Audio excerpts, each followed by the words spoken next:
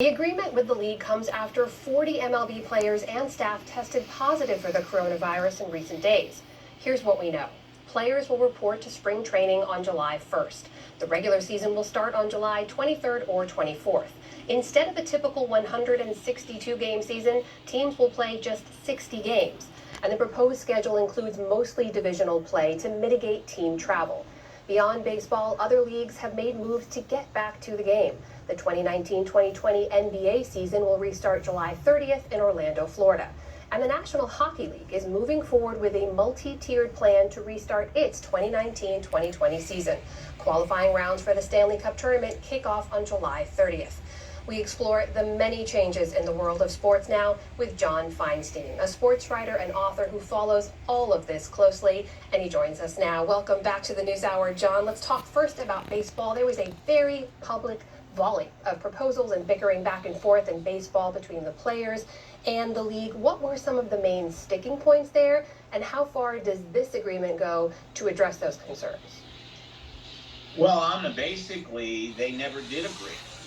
They had a tentative agreement in place on March 26th. The owners decided that wasn't good enough. They wanted the players to take further cuts in their salaries, and it became a very ugly negotiation on both sides, which finally ended with Major League Baseball Commissioner Rob Manfred saying, okay, we're going to go to the agreement of March 26th and only play 60 games. The players had actually proposed at one point playing 114 games. More games there are, the more they get paid. The owners wanted to play fewer games so they could pay them less. It's a major issue going forward because the CBA is up after next season. But for right now, because they've bickered so much about the money, they still haven't completely figured out how they're going to deal with the virus and testing and what happens when people test positive, which they're going to, and whether they're going to be able to even have a 60-game season, even with empty stadiums. Let me ask you now about basketball, too. The WNBA was supposed to start in mid-May. They postponed that plan. As we mentioned, the NBA is moving forward with a restart. Fewer teams, though, at a single site. But there are a lot of concerns from the players, not just about safety, but also that if they get back to the game now, they're taking attention away from the national protests against police brutality and systemic racism. What do you make of all those concerns? Do you see those restart plans moving forward? I think the restart plans will move forward, Amna. There are some players who have said they're going to opt out. Natasha Cloud of the world champion Washington Mystics in the WNBA has said she's not going to play because she wants to be involved in what's going on culturally right now. There are other players who have talked about that, but they're going to play.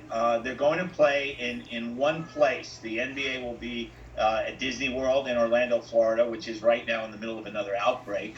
And the women are going to play in Bradenton, Florida, at the IMG Academy. They're going to be shortened seasons. The WNBA only 22 games. The NBA was almost 90% of the way through its season.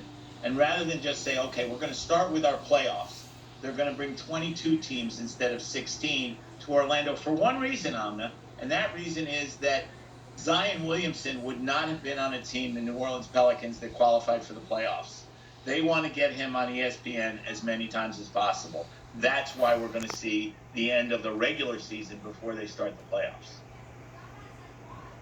We should note, too, every professional league is sort of figuring this out as they go, as is the rest of the country. If you look at what women's soccer is doing, they're already back to playing. Men's soccer says they're going to restart soon. Hockey, as we mentioned, still very much figuring out, taking a much more sort of conservative approach. The rest of the country has changed, John. Do you see sports in the U.S. ever being what it was? That's a question I don't think any of us can answer yet, Amna, because we don't know how extensive this is going to be. We're seeing now in a lot of places that states opened up too soon and the disease is spiking again, Florida notably being one of those states. I think that it's going to take a long time. If there is a football season, it's going to be with empty stands. The NFL makes so much money off of television, they can afford to play without paying spectators, paying season ticket holders. College football, do you justify bringing students to play back to campus to play football if the rest of your campus isn't open? That's a question they're all facing right now, and that's a $4 billion question because the TV money is so huge in college football. So it's one of those deals where if somebody says to you they know the answers, Amna, either they're a lot smarter than me or they're lying to you. Take your pick. A lot we still don't know, and a lot of sports fans out there waiting for those answers as well. Of course, at the same time, hoping everyone stays safe. John Feinstein back with us to talk all things sports. Thanks so much for being with us. Thanks, Amna.